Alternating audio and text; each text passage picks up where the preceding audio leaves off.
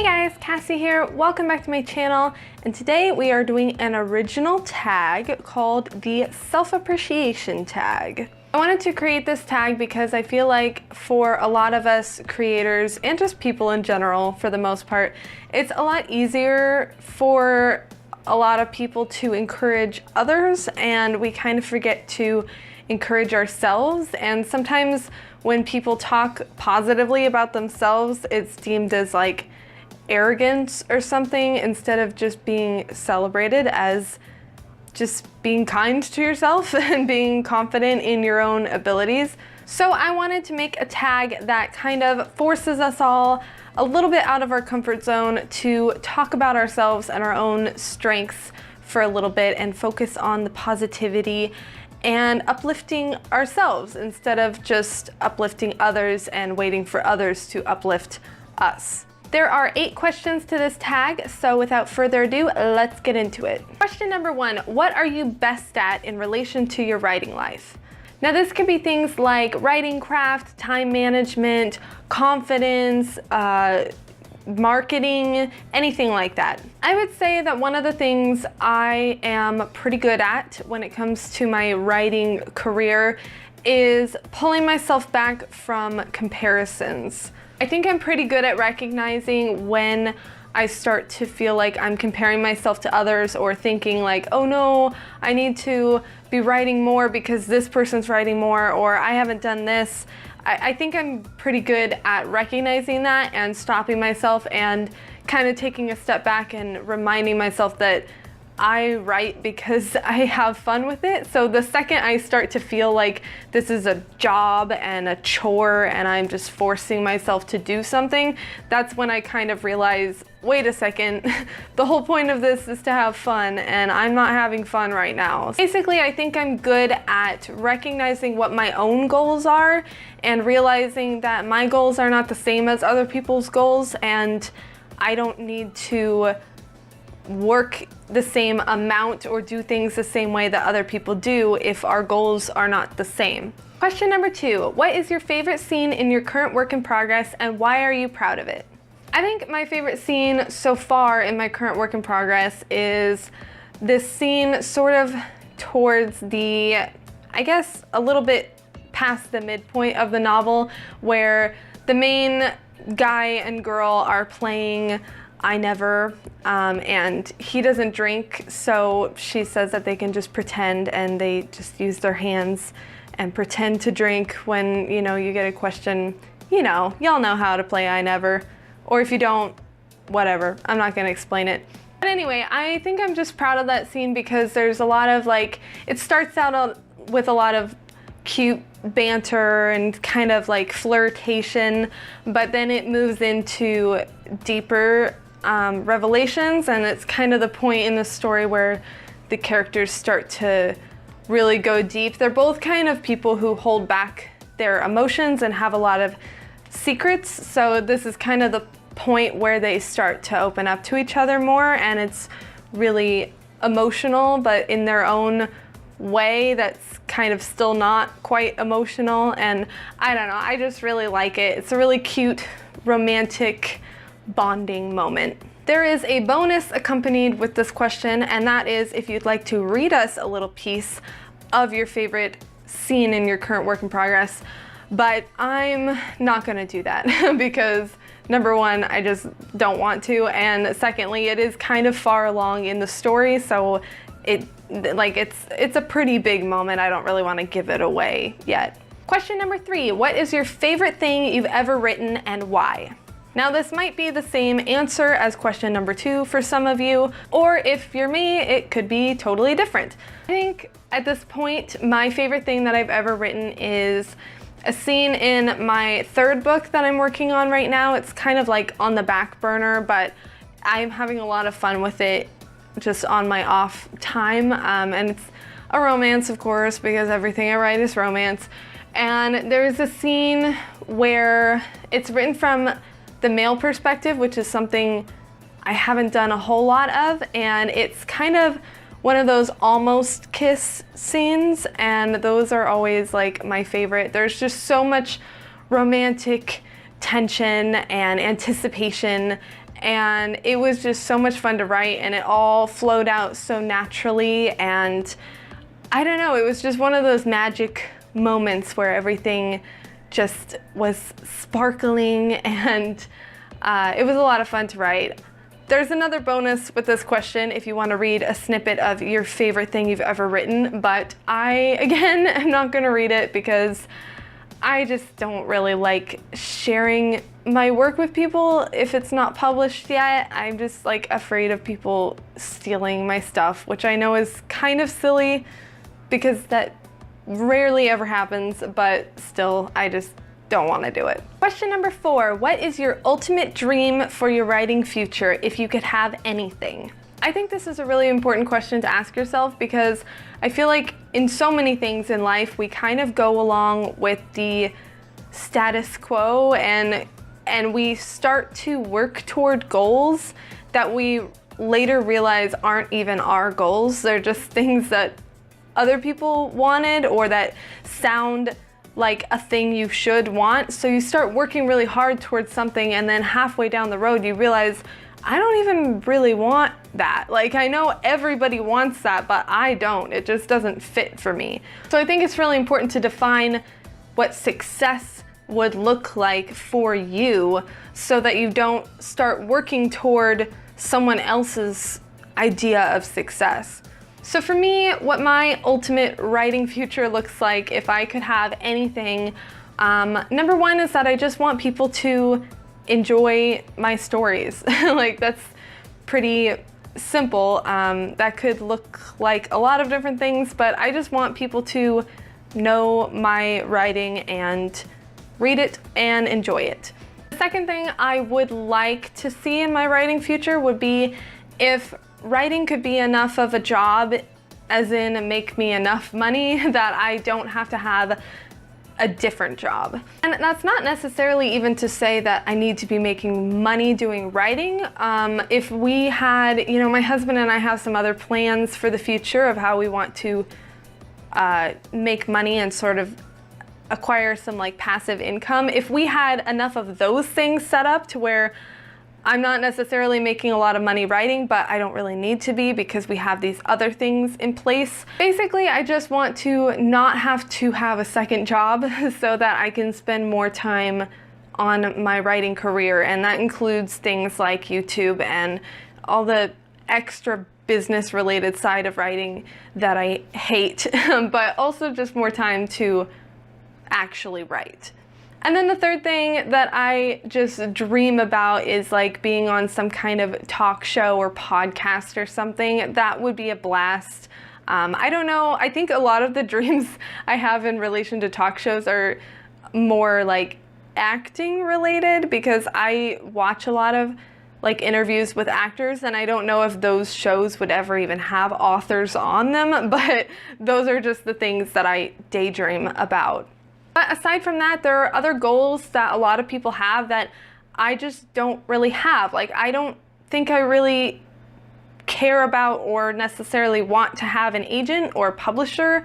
I also, like, while I do want to have more time to write, so I'd like to not have to have a second job or at least maybe a part-time job that's less involved than my current job, I don't know that I necessarily want writing to be my full-time career.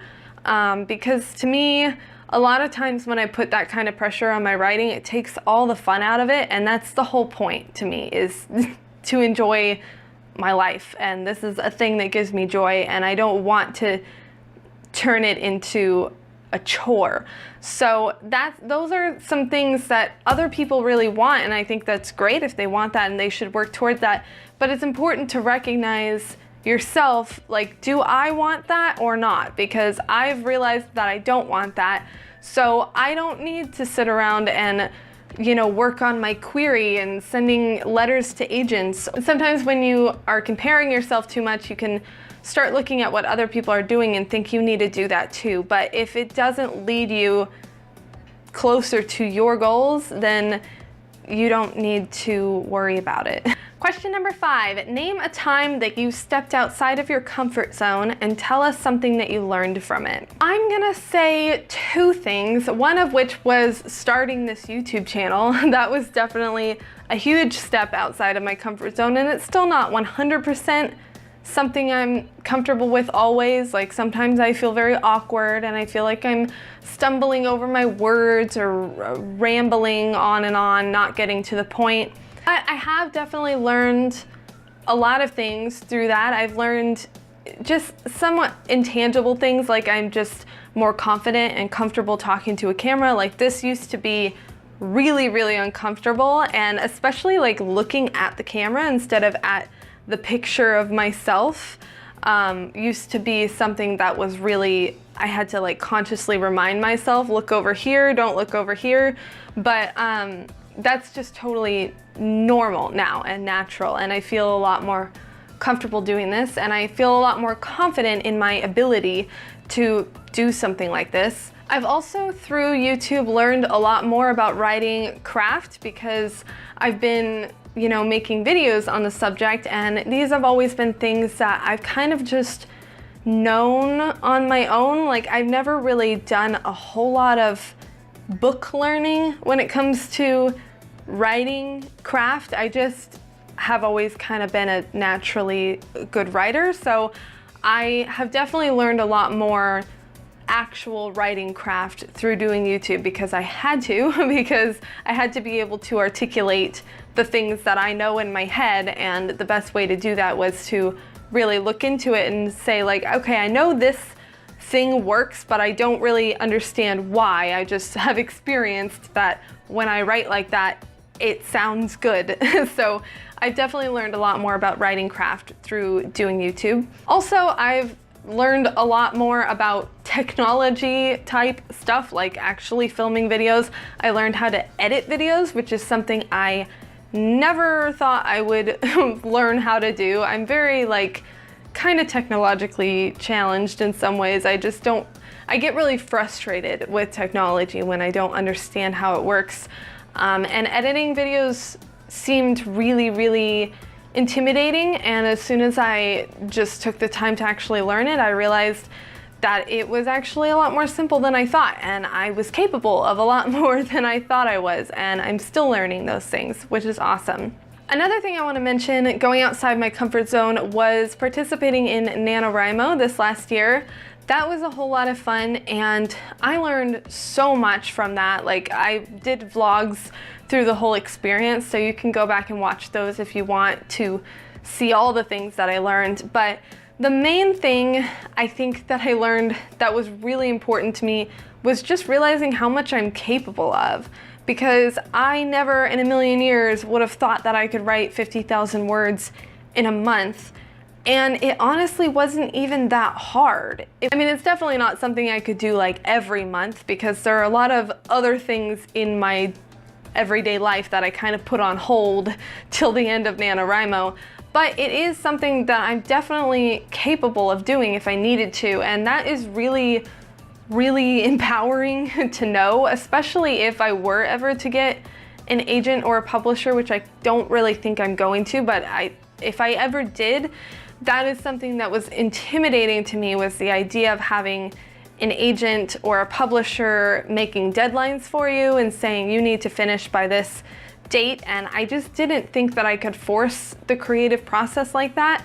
And through NaNoWriMo, I learned that I actually kind of can. It's not necessarily always my favorite way to write, but it is certainly possible if I needed to, which is a really good thing to know about myself. Question number 6, share a positive writing memory. This could be a write-a-thon where you wrote more words than ever before, or getting a really awesome review on one of your stories, or maybe just one of those scenes that fell out of your brain and onto the page like nothing.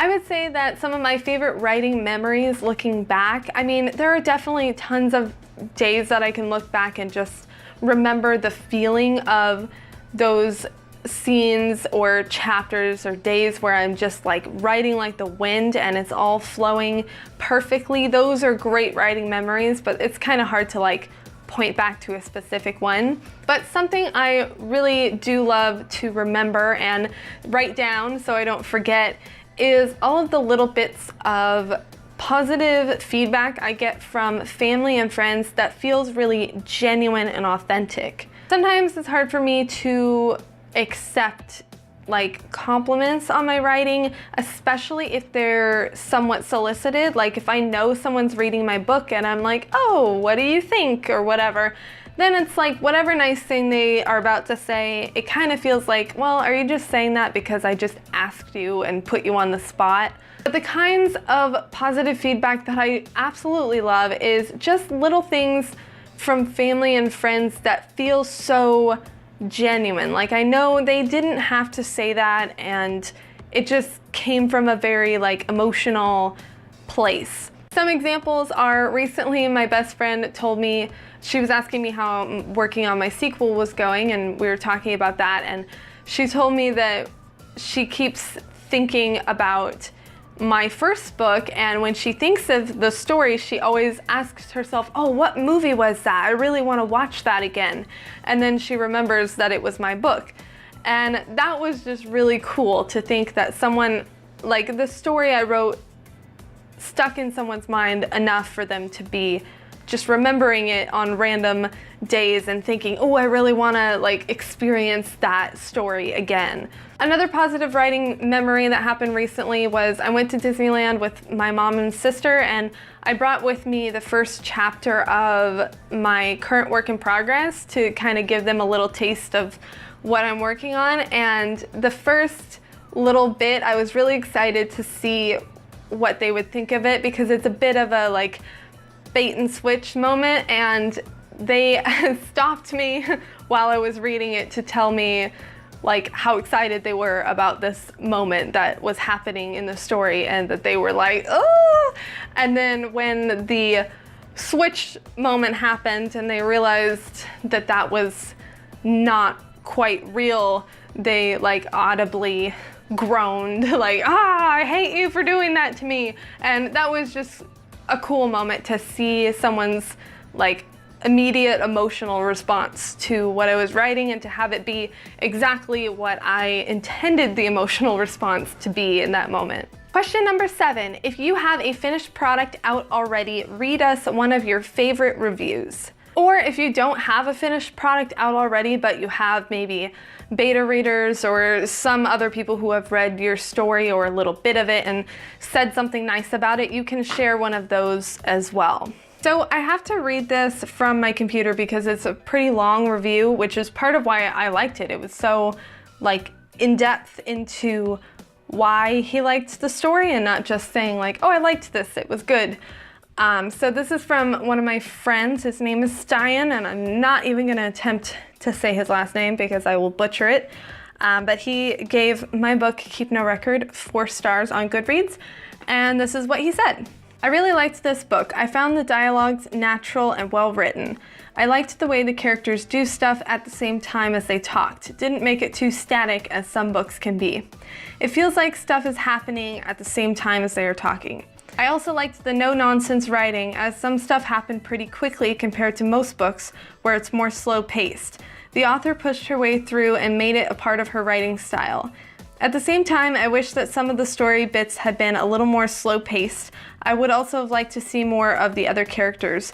But the true stars of the books were Sarah and Jacob, and if more time was used on other characters, then maybe they would have suffered.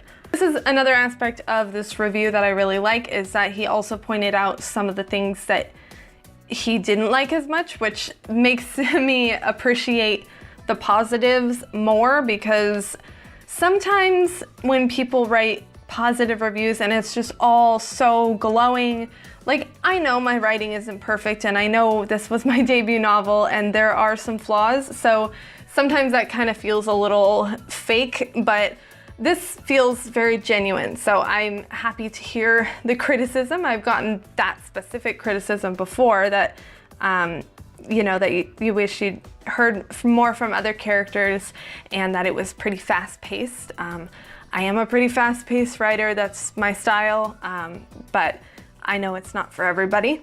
Going on, he says, I really did like Sarah and Jacob. Sarah was established as a pretty likable character at first. Some depth was added to her no-nonsense sense of being, like when she gave the keys to the moving people to go with Mike and start the work with Jacob. I also liked that she had ruthlessness to her and wasn't one to stay behind and wait. I like that about Sarah too. Jacob was an enigma, and I didn't know what to think about him at first. He was kind of boring at first. Fair point. But then layer upon layer opened up and we saw how vulnerable he was. The relationship between Jacob and Sarah quickly deepened and I really liked their interactions. It was sweet, but at the same time we got to know them quite well. We learned more about Jacob, but at the same time I also think that Sarah got a lot of development too.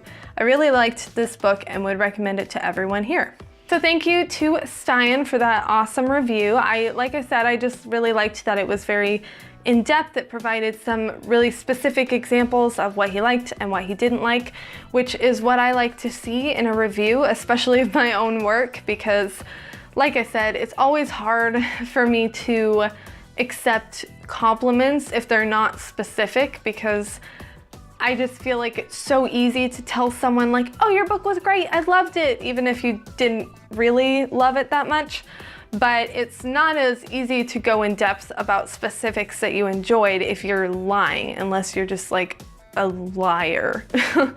And question number 8 is for all of us out there who have a hard time talking about ourselves for so long, and I know it's so much easier to support others, so why don't you go ahead and take a moment away from all this self-promotion and shout out 3 of your favorite YouTubers and why you love them so much. These could be AuthorTubers or BookTubers or just any old channel on YouTube that you like and you want to see people know about and support.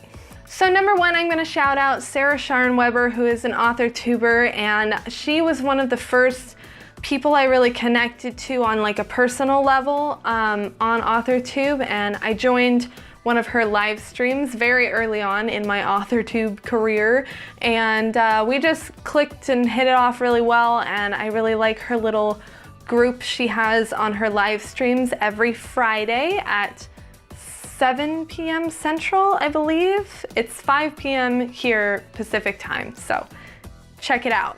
I just really liked her and the other people that she has on her channel often, and I felt like we all hit it off pretty well, and I found my own little kind of niche of this big AuthorTube community pretty quickly, so she made me feel very welcome, and I appreciate her for that. The second person I want to shout out is Julian Greystoke, who I mentioned on last week's video because I really loved her